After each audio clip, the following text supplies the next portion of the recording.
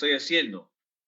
Bueno, creo que es evidente que se cumple ya que se cancela el f de menos x, pero también debemos recalcar de que, por ejemplo, esta función es par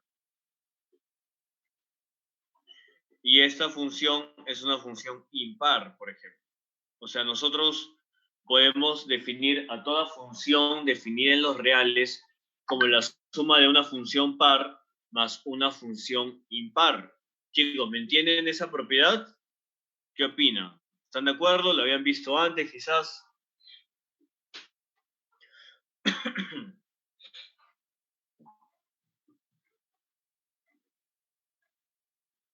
¿Entienden? ¿Entienden o no?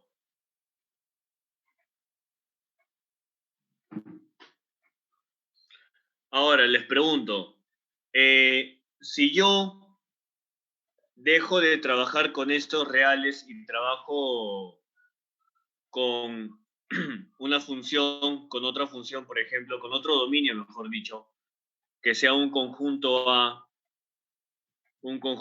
cualquiera, dígame, ¿yo necesariamente podría aplicar esto ahora, sí o no? ¿Se podría aplicar ahora o ya no?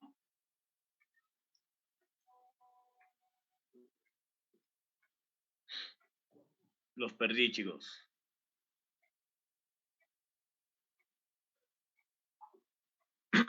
Dígame, ¿se podría aplicar ahora este concepto? Ya no, no necesariamente.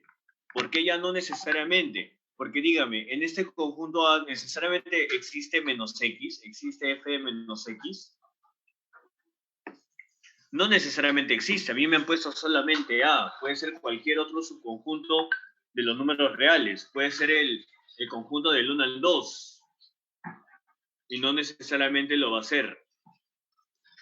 No sé si me dejo entender. ¿Alguien tiene alguna pregunta, algo que desean que aclare?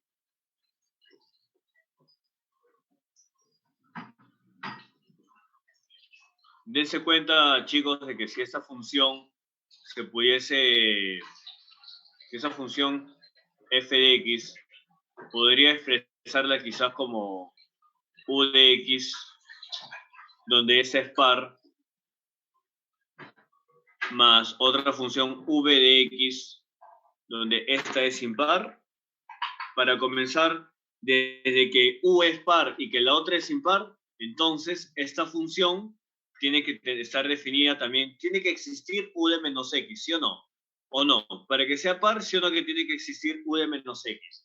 Y para que sea impar, tiene que existir también b de menos x. Y díganme, en cualquier subconjunto A, ¿existe el menos x también como parte del dominio? ¿O no? Necesariamente en ese conjunto A, ¿se podrá definir el menos x?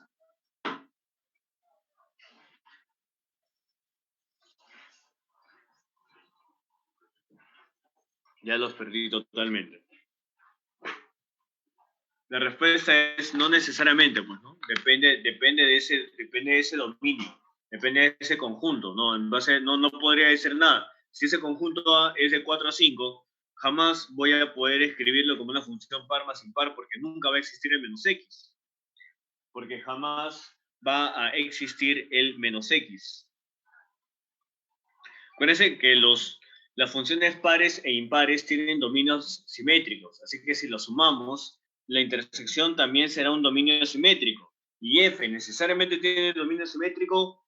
No, no necesariamente tendrá un dominio simétrico. Chicos, ¿están de acuerdo? Ahora, otra cosa totalmente distinta sería si acá vienen y te colocan ahora sí R. Chicos, anoten todo lo que estoy diciendo. Y acá anotan R, porque ahí sí puedo expresar a esta función como la suma de una par más un impar. ¿Cuál es la par? La par es f de x más f de menos x. Y la impar vendría a ser f de x menos f de menos x. sobre 2. Y es sencillo comprobar. Es sencillo comprobar de que esa función siempre va a ser par y esa función también siempre va a ser impar, porque además de que se cumple la regla de correspondencia, también la función está definida en todos los reales, así que normal, no habría ningún problema con definir estas dos funciones. Chicos, ¿alguna pregunta? Creo que la tercera es evidentemente verdadera, ¿no? También puede ser la resta. Bueno, a ver, ¿cómo podríamos hacer para que sea la resta? Si fuese la resta, cambiaría de signo en esa función. Tendría que cambiarla como la función, pero con signo negativo. Lo cambio al revés y se podría decir la resta. Pero acuérdense que aquí en álgebra la resta es lo mismo que la suma, así que no hay no hay mucho que decir con respecto a las restas. ¿De acuerdo? Usualmente preguntan solamente cuestiones de adición y de multiplicación, perdón. Esa propiedad, bueno, la acabo de explicar de dónde sale, ¿no? Creo que si lo sumamos lo podemos demostrar tranquilamente. Esa es una propiedad de las funciones que están definidas en todos los reales. Las funciones que están definidas en todos los reales se pueden expresar como la suma de una función par más una función impar. Siempre. Ahora, si las funciones tienen dominios simétricos, también se puede, normal, no hay ningún problema, también, aplicando la misma técnica. Ahora, si la función no tiene un dominio simétrico, no se va a poder. Entonces, en ese caso, en la proposición 2, no se sabe. Chicos, la tercera es verdadera. ¿Están de acuerdo? ¿Cuál sería la clave?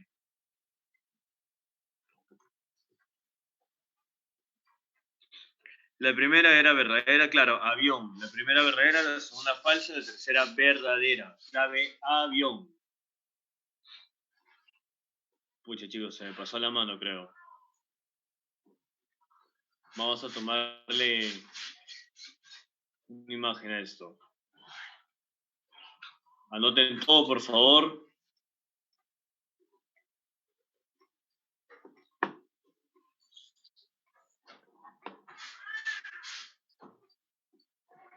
Siguiente. Ahí está. Siguiente, problema 232. A ver, chicos. Así es, para cualquier dominio que sea simétrico sí se va a poder cumplir.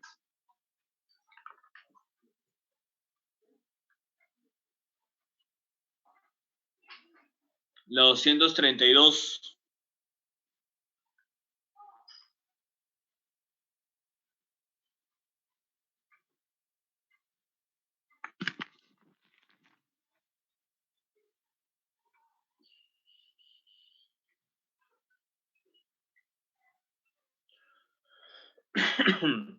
A ver, ¿la veo o la sé? Estoy viendo diferentes claves. La primera, a ver, primero veo su dominio. ¿Alguien puede decirme el dominio de la primera función? Vamos, chicos, acá estamos para que participen. Si quieren más, demuestren. Reales positivos. No lo sé, Rick. Parece falso.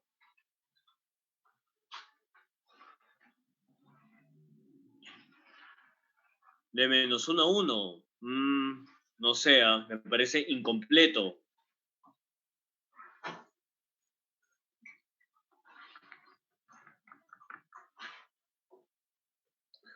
De -1 a 1 cerrado. Ahí está, muy bien, Sebastián. Hay que quitarle el 0. X no puede ser 0, dense cuenta. Ese intervalo debe ser de -1 a 1. De -1 a 1 cerrado. Porque sí puede ser cerrado. Pero quitándole el 0. Dense cuenta que cuando es 0, el denominador sale 0 y eso no podemos dejar que ocurra. La pregunta es, ¿bajo este dominio se puede definir a una función par? Con un dominio así, ¿se podría definir a una función par? La respuesta, chicos, es que sí. Claro que sí. Claro que sí. Y bueno, solo te faltaría comprobar de que f de menos x es igual a f de x. F de menos x es igual a f de x. A ver si lo reemplazo. Sí. Sí cumple.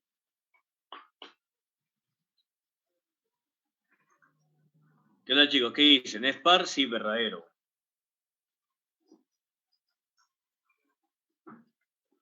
La siguiente es impar, verdadero. Claro que sí es impar. Tú reemplazas x por menos x y demuestras que g de menos x es menos g de x. La tercera, valor absoluto de 1 sobre x. Es monótona, falso. Recontra falsa. ¿Por qué no es monótona? Si ustedes ven la gráfica del famoso inverso multiplicativo, tiene esta forma, ¿sí o no? Chicos, ¿es monótona? ¿Puede ser o no puede ser monótona? A ver, si es monótona, díganme qué caso de la monotonía es, porque solamente hay 4 casos de la monotonía. Por tramos. Pero cuando a mí me dicen monótona en ese intervalo, yo automáticamente digo falso. Mira, facilito. Voy a darle 2 valores a este tramo. Le voy a dar el menos 4 y el 2. Siendo que el menos 4 y el 2 cumplen que menos 4 es menor que 2, pero que f de menos 4, si se dan cuenta, es menor que f de 2. A ver, me compré, bueno, h sería en ese caso, ¿no? Sería h. No sé si ustedes podrían darse cuenta de que si bien menos 4 es menor que 2, se cumple también de que f de menos 4 también es menor que f de 2, ¿o no? Y eso nos haría creer de que esta función sería creciente. O sea, ahí yo pensaría de que esta función es creciente, pero necesariamente va a serlo. O sea, ¿qué pasa si yo ahora tomo, no sé, pues tomo de menos 1/10 a 3? Si es creciente, debería cumplirse que f de menos 1/10 también es menor que f de 3. Esto evidentemente no se cumple, porque la primera sale 10 y la otra sale 1/3. O sea, acá es decreciente y acá es creciente. O sea, ¿puede ser monótono? No, jamás. Jamás podría ser monótono. ¿Alguna pregunta?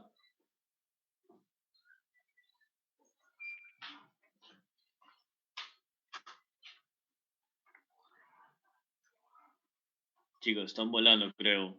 Muy pocos los veo participar. Claro, o sea, sí, pero no tanto por la continuidad, sino por la naturaleza de la función, en realidad.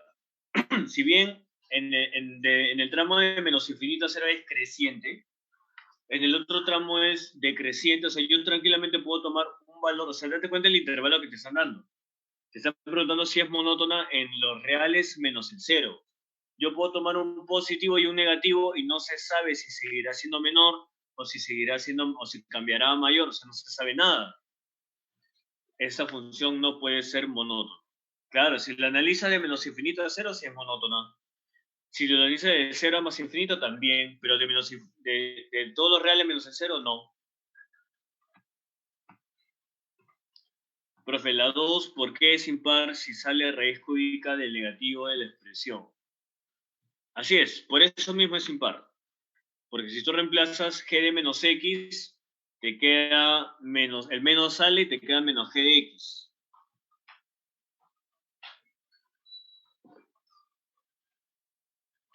¿En qué caso sería monótona en la 3? Lo acabo de decir, creo, ¿no? Si lo tomo de menos infinito a 0 o de 0 a más infinito. Pero si tomo todo, no puede ser monótona. No va a ser monótona en todo el intervalo.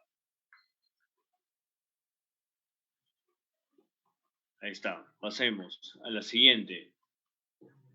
Puras preguntas de teoría. A ver, me dice su clave.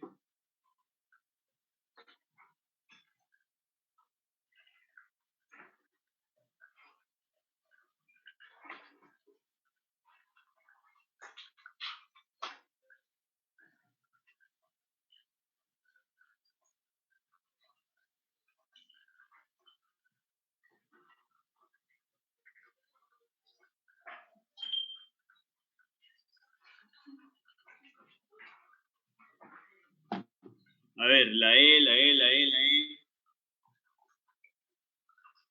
Chicos, a ver. Si F tiene un dominio incluido en los reales es una función tal que f de x es igual a 2, la gráfica es una recta horizontal. Una pregunta, ¿una recta cuántos puntos tiene? Por teoría, ¿una recta cuántos puntos tiene? Infinitos. ¿Y ese dominio tiene infinitos puntos? Y si el dominio es un conjunto unitario, la gráfica no sería una recta, sería un punto.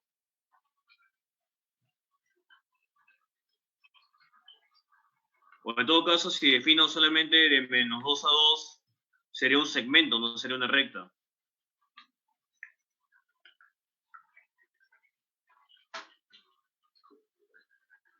Claro, la mejor aplicación sería porque puede ser un punto, ¿sí o no? No necesariamente es una recta, puede ser un punto. La siguiente, si f es creciente, entonces f no es par, verdadero. Ahí sí, no podría ser par.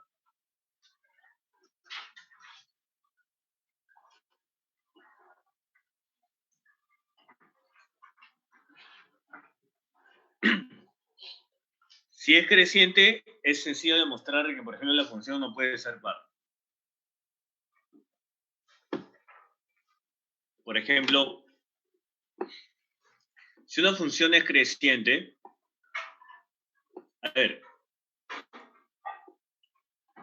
sea f, vamos a demostrar lo siguiente.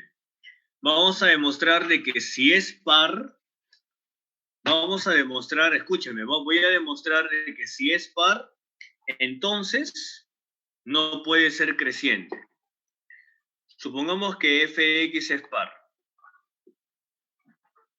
Si es par, y digamos de que a es un número positivo, eso implica de que f de a debe ser igual a f de menos a. ¿Cierto o no?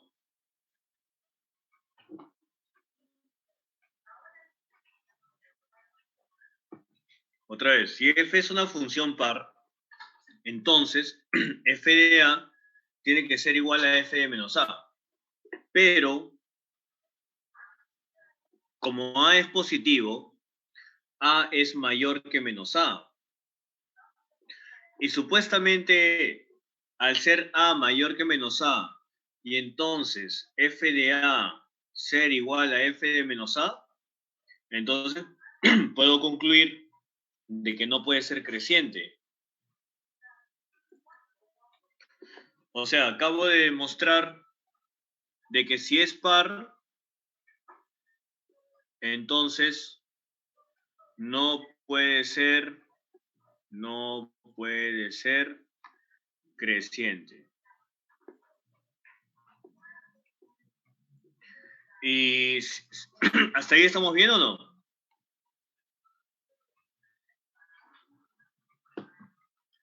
Ahora, si le aplican la negación, ¿se acuerdan de la negación? ¿Se acuerdan de esa técnica en lógica que te dice que P entonces Q implica es lo mismo que no Q entonces no P?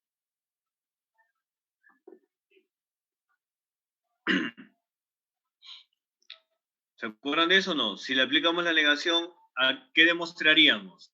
De que si es creciente, entonces no es par.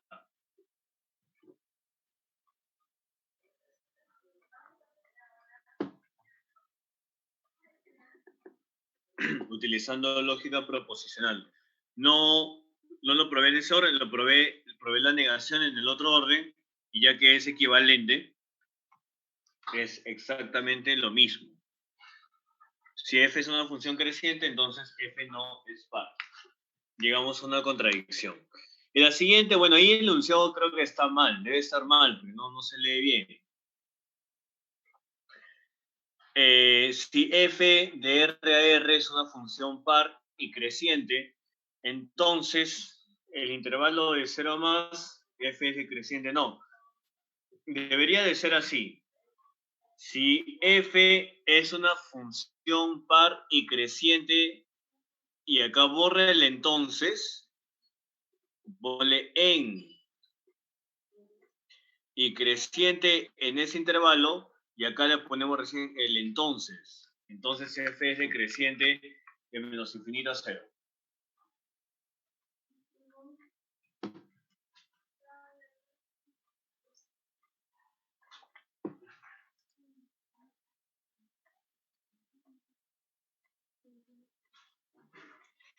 La primera era falsa, la segunda era verdadera. Si es creciente no puede ser par. Falso, verdadero. Y la última sería, sí, la última sería verdadero. Chicos, díganme, ¿le muestro la última o no? No, léanlo completo, léanlo completo. Si f de RR es una función par y creciente en 0 más infinito.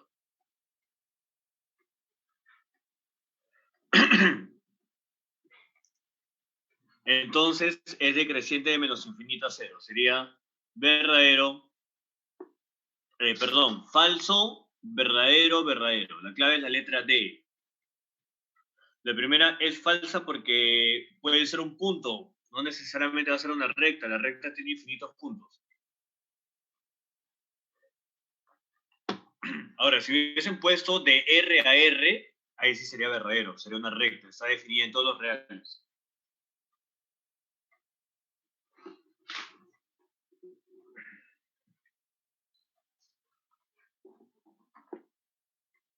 Les explico la tercera. ¿De acuerdo a la tercera?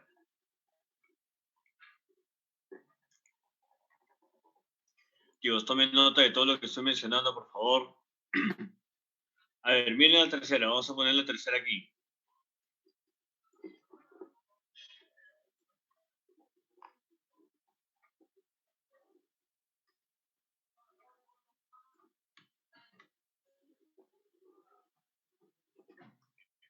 Este fue el primer problema. Le tomé foto por si acaso de lo que había hecho para luego mandárselo a ustedes. Uy, ¿qué fue con esto? Vamos a hacerlo aquí nomás, a ver. Voy a cortar la imagen para explicar justamente la tercera. Porque creo que las demás creo que se han quedado en claro.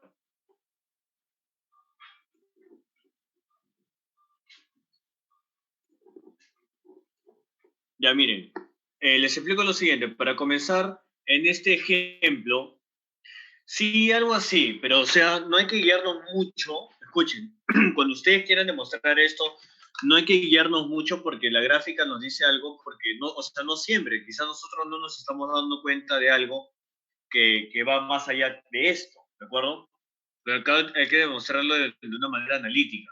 Por ejemplo, si f es par por dato, entonces f de x debe ser igual a f de menos x, siempre, toda la vida, ¿cierto? Lean bien el problema. El problema le dije que la corrección era así. O sea, no tiene sentido que sea función par y creciente, ¿no? El problema obviamente está mal tipiado, no sé si se dieron cuenta, pero evidentemente este problema está mal tipiado.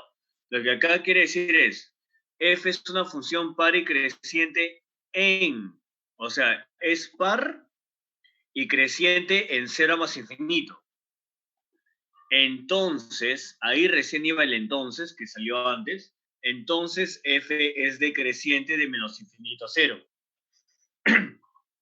¿Me entienden? Así debería ser. O sea, no te está diciendo que f sea creciente en todo su dominio. Te está diciendo es creciente de 0 a más infinito. ¿Me entienden? Y nosotros tenemos que demostrar de que entonces es decreciente. Bueno, yo sé por la definición de una función par de que en este caso, si esa función es par, entonces f de x tiene que ser igual a f de menos x para todo valor que pertenece a el dominio. O sea, en este caso, para todo x que pertenece a los reales. Entonces diré lo siguiente. Sean a y b números mayores que 0, tales que f de a, tales que a sea mayor que b, ¿ya? Tales que a sea mayor que b. Ahora, gracias a que a y b son reales positivos, cualesquiera, no importa cuáles son, sean a y b los números positivos, dígame, por dato del problema, ¿no podría concluir acaso yo de que f de A también tendría que ser mayor que f de B por dato del problema, ya que te dice que la función es creciente de 0 a más infinito, ya que f es creciente de 0 hasta el más infinito, sí o no. Sean A y B positivos, tales que A es mayor que B. Y como el dato del problema te dice, oye, f es creciente por si acaso en ese intervalo de 0 más infinito, puedo saber de que entonces f de A tiene que ser mayor que f de B. Pero un momento, si A es mayor que B, si A es mayor que B, multiplicándolo por menos, entonces menos A sería menor que menos B. Y además, ya que f de A es mayor que f de B, entonces f de menos A también sería mayor que f de menos B, porque en realidad es el mismo valor. Chicos, ¿qué opinan? Y miren lo que acabo de demostrar. Acabo de demostrar de que si menos A es menor que menos B, entonces f de A es mayor que f de menos B. Es decir, ¿cómo es f? F es decreciente en el intervalo de 0 al más infinito.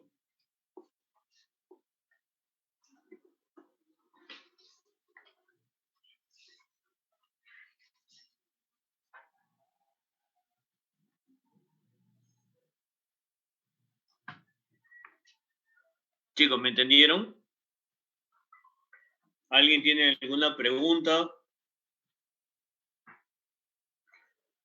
¿O ya los perdí?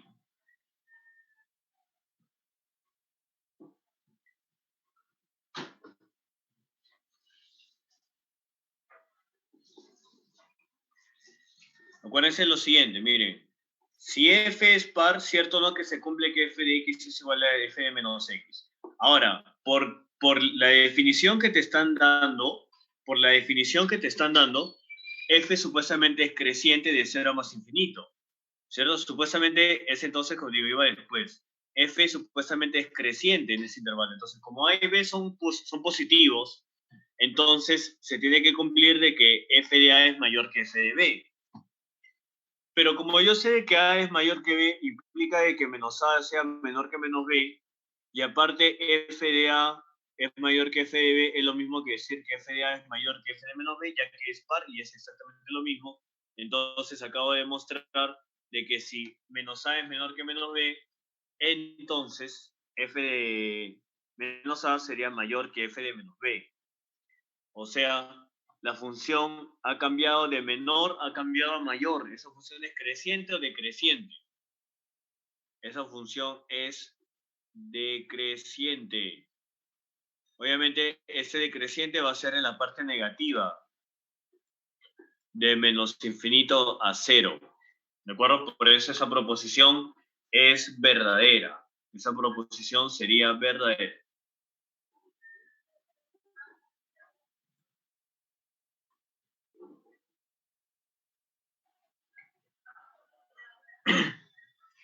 Ya, ¿cuál sería la clave entonces al final? Falso, verdadero, verdadero. Ahí está, seguimos con la teoría. 236, a ver, inténtalo, no dejes de opinar, si te equivocas ahora normal, ¿qué importa? La idea es esa.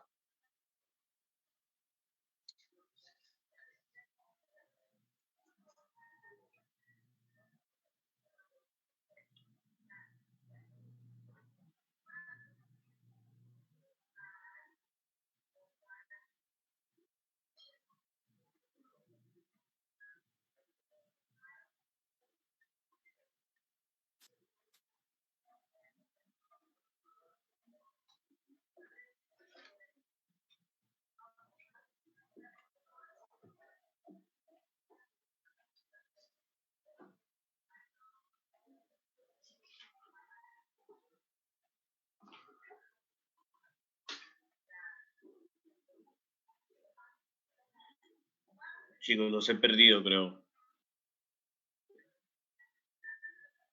Creo que se me pasó la mano.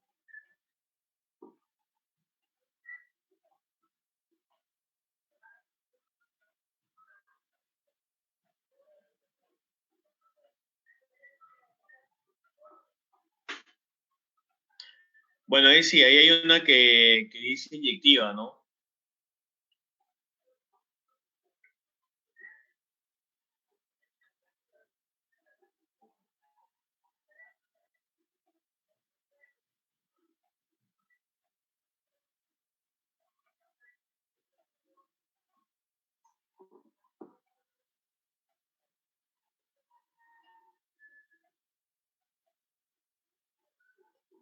Lo perdimos. A ver, les explico lo siguiente. Si f es una función par y g es inyectiva, entonces el mínimo de f y g es una función inyectiva. Eso es falso. Por ejemplo, o sea, que el hecho de que sea f una función par y que g sea inyectiva no significa que el mínimo entre ellas sea inyectiva, ya que la función par puede que no sea inyectiva. Una función par, por ejemplo, como el coseno o el seno, cualquiera. Bueno, par, ¿no? Si fuese par tendría que colocar seno. Imagínense que ustedes, acá me dice supuestamente la función mínimo, a mí me están hablando de la función mínimo. Acá lo voy a ver, vamos a ver si lo pongo acá nomás. A ver. Ahí me están hablando de la función mínimo. El mínimo de dos funciones. Entonces yo voy a poner esto, voy a poner, a ver, el mínimo de coseno de x, que es par, y de x, que es impar. Acá está, tal como quería el problema. Una función par y g, una función, ahí está, inyectiva, ¿no? Inyectiva. A ver, chicos, ¿estamos de acuerdo o no? A ver, dígame, ¿estamos de acuerdo con las condiciones? Coseno es par y x es inyectiva, ¿sí o no?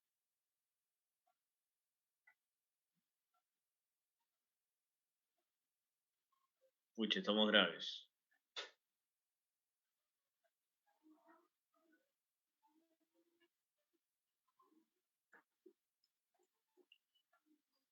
Chicos, ¿están ahí? Ah, ya, ahí están. Carambas. Muy bien. Ahora dime, ustedes podrían reemplazar cuando x vale, no sé, pues a ver, supongamos, vamos a ponerle cuando x vale 2pi. Cuando x vale 2pi, ¿cuánto sale la función? Cuando x vale 2pi, sería el mínimo del coseno de 2pi y 2pi. Se reemplazan 2pi. ¿Cuál es el mínimo entre el coseno de 2pi y 2pi? ¿No sería 1? ¿No sería 1? O sea, esa función, no sé, esa función vamos a llamarle h. Esa función cumple que h de 2pi es 1. Y no sé si se percatan, pero h de 4pi también sería 1.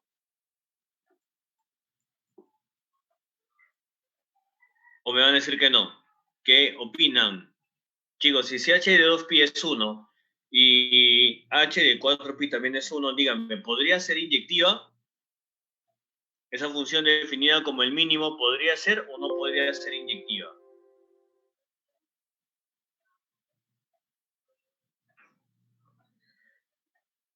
F. Muy bien, ahí está. Ahora sí veo respuestas. Claro que no, no podría ser inyectiva. La primera es falsa. Ya está. Siguiente. Si f es una función par y g es una función impar, entonces si existe la función f o g, eso es una función par. La demostramos, no sé, la demostramos. A ver, si yo defino una función par, a ver, dice que es una función par y te dice, ¿no? Por si acaso, si es que existe. Así que no vale excusa de decir falso porque no necesariamente existe, no. Se está diciendo, si existe f o g, a ver, hay que analizar f o g de menos x.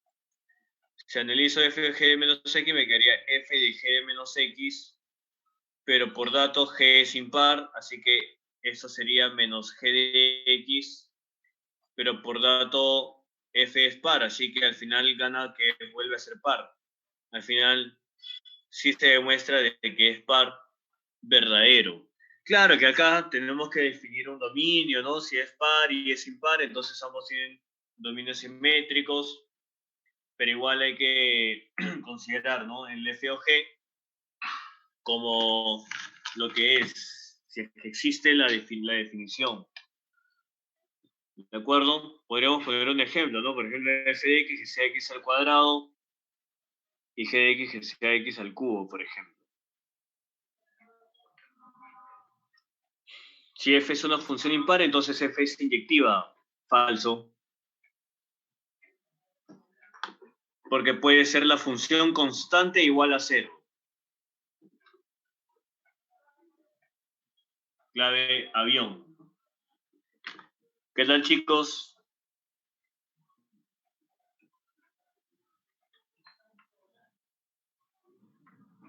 El seno también, claro, el seno también, muy bien. El seno es impar, no tiene nada de inyectiva, para nada. ¿Alguien tiene alguna pregunta? La clave es la letra A.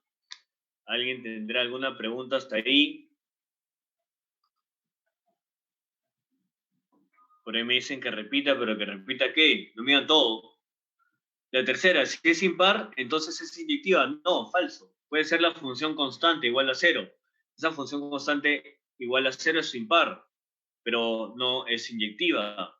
Aparte también, si la función es par y G es impar, la segunda, entonces la composición acabo de demostrar que es par. Y la uno, bueno, pero me están preguntando que repita la uno, pero en la uno cuando lo hice pregunté y nadie me dijo nada. Puse como ejemplo, acuérdense, reemplacen con el ejemplo, les digo para que ustedes no la reemplacen con f, que es par, pónganle coseno de x, y g, pónganle, como dije, coseno de x, y también puse x, porque era una inyectiva. Tengo una pregunta, me parece, a ver, ¿quién levantó la mano? Alguien había levantado la mano.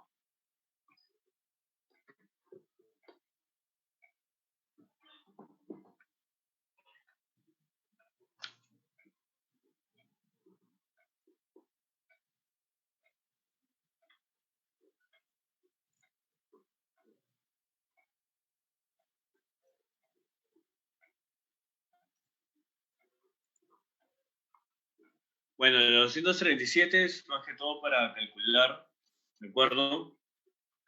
Esta es la 237. A ver, inténtenla rápidamente.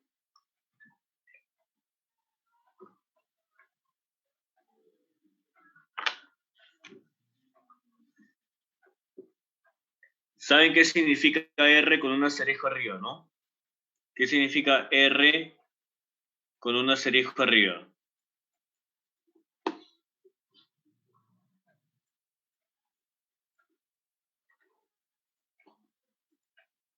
Muy bien, Natalie Quispe, muy bien. Ese R con un asterisco arriba significa R excepto el 0. ¿De acuerdo?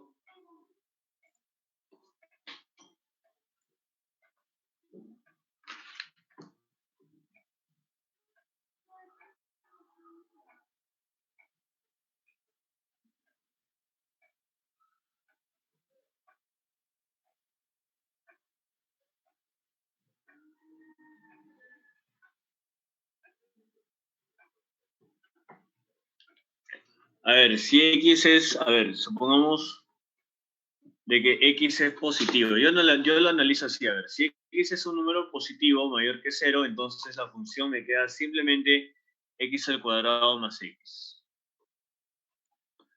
Y si X es un número negativo, entonces me queda, a ver, me queda menos X al cuadrado más X.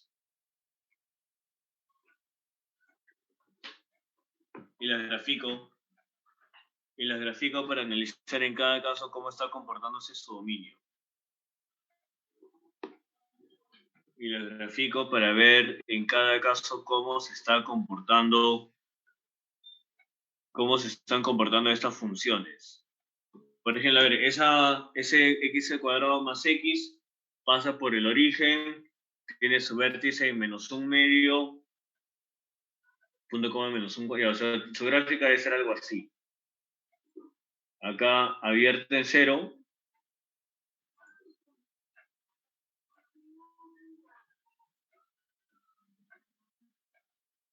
Algo así debe ser la gráfica cuando x es mayor que 0.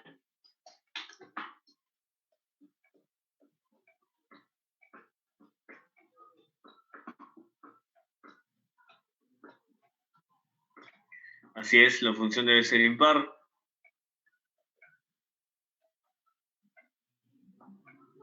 Si x es positivo, queda x al cuadrado más x. Si x es negativo, entonces se quedaría x al cuadrado menos x por menos. Está bien, creo, ¿eh? Está bien.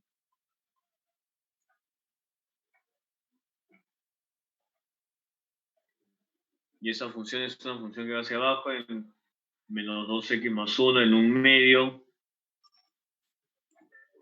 En un medio, menos un cuarto más un medio. Ajá. Esa función es algo así.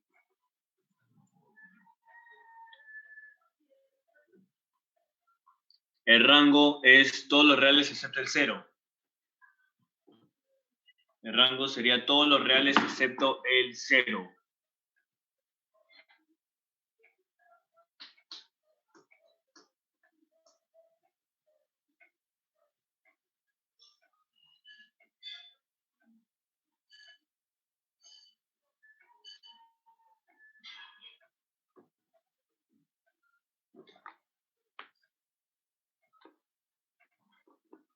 Clave. ¿Cuál sería la clave? Enano. La clave sería la letra E.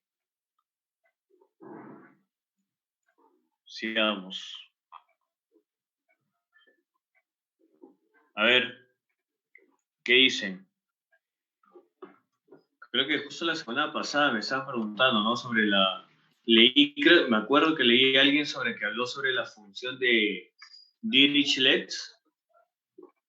Justo acá apareció un problema de eso. Miren cómo la hace pregunta y también pregunta esos conceptos. La función de Dirichlet.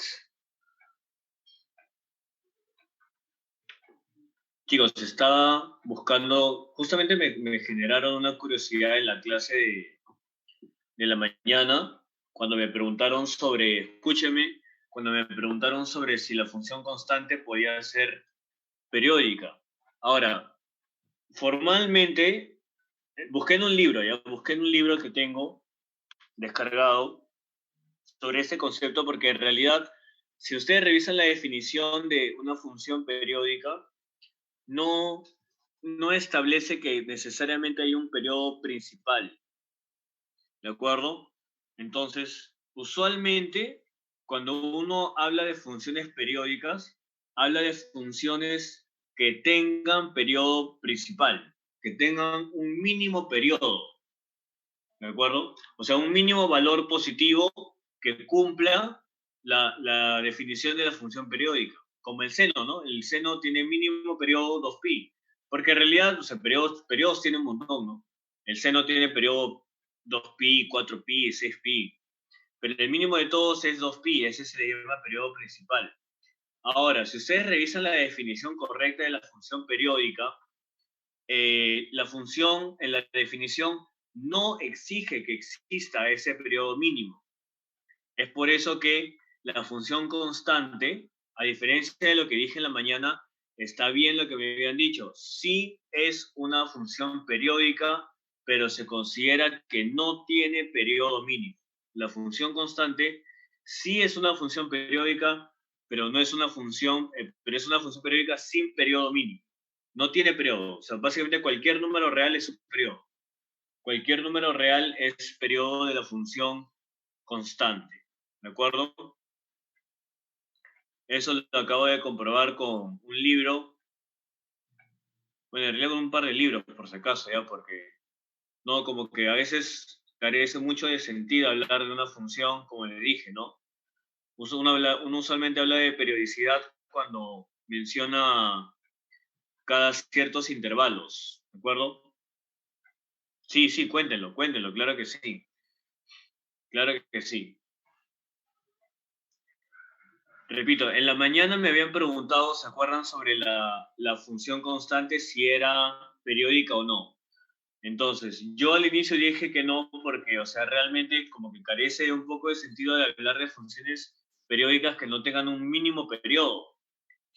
Pero, revisando la definición, porque justamente me quedó esa duda, porque yo tenía el concepto de que también había visto en libros que decían de que sí, sí era periódica. Entonces digo, ya, la única manera, ¿cuál es la única manera de comprobar si es que lo es o no lo es? Revisando la definición, ¿cierto? Y si uno revisa la definición, entonces se da cuenta de que la definición en ningún momento te exige de que exista un periodo mínimo o que exista un periodo principal. O sea, en ningún momento la definición de función periódica exige de que haya un mínimo periodo, como el seno que sí tiene. Claro, el seno sí tiene un mínimo periodo y se le llama periodo principal, que es 2pi, pero una función periódica no necesariamente exige eso. Es por eso que la función constante sí. Es más, en el libro que tengo dice que es una función constante y que cualquier valor real es su periodo. Su periodo. Cualquier valor real puede ser periodo de la función constante. ¿De acuerdo? Así que anótenlo, por favor. Corrigen esa parte de ahí con respecto a lo de la mañana. ¿De acuerdo? Casi se me estaba olvidando de decirle, chicos.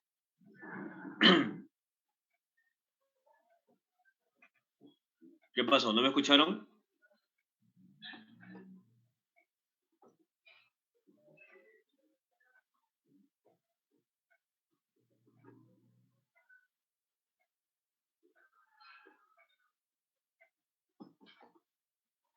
A ver, ¿me escuchan ahorita o no? Ya, entonces le digo rapidito. Según la definición de la función periódica, no necesita que tenga un periodo mínimo. Según la definición de una función periódica, no implica la existencia de un periodo mínimo. Es por eso que la función constante es una función periódica con cualquier número real como su periodo. Cualquier número real puede ser periodo de la función constante. ¿De acuerdo? Así que también es periódica. Así es, eso de periodo mínimo es justamente como el seno. El seno tiene periodo mínimo 2pi, la tangente también tiene periodo mínimo, pero es pi, por ejemplo. Todo eso es a lo que me estoy refiriendo, ¿de acuerdo?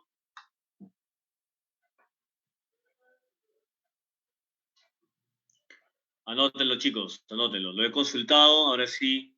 Siempre es bueno estar consultando. A veces a uno se les pasan las cosas y uno tiene que estar siempre con su material ahí consultando. Y ahí fácil les paso unos libros para que ustedes tengan ahí materiales. Lo malo es que, o sea, los libros que yo utilizo están en inglés, pero como ustedes se están preparando en inglés también para el examen de admisión, supongo que no habrá problema, ¿no?